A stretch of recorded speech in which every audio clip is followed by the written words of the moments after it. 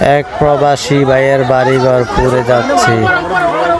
এই মুহূর্তে ওনার যে কি অবস্থা সেটা মহান আল্লাহ তাআলা ভালো জানেন, যে ওনার কেমন লাগতেছে। বাড়িঘর সব পুড়ে ছাই হয়ে যাচ্ছে।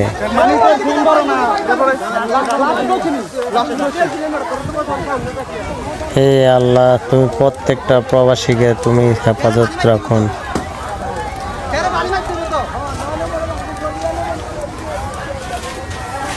আহারে, সকালবেলার ধনীরে তুমি সন্ধ্যাবেলা ফকির।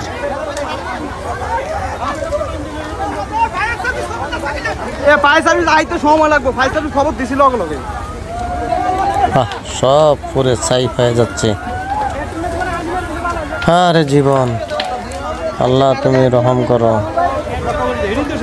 সবাই দোয়া করবেন যেন প্রত্যেকটা প্রবাসী ভাইদের ফ্যামিলি, বাড়িঘর, শরীর স্বাস্থ্য সব কিছু ভালো থাকে। সবাই সবার জন্য দোয়া করি আমরা যারা প্রবাসে আছি।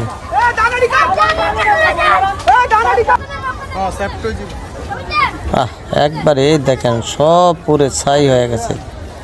একেবারে সব কয়লা সব পুরে কয়লা হয়ে গেছে। মানুষ চেষ্টা করছে কিন্তু কোনো কাজে আসেনি। একেবারে সব কয়লা হয়ে গেছে।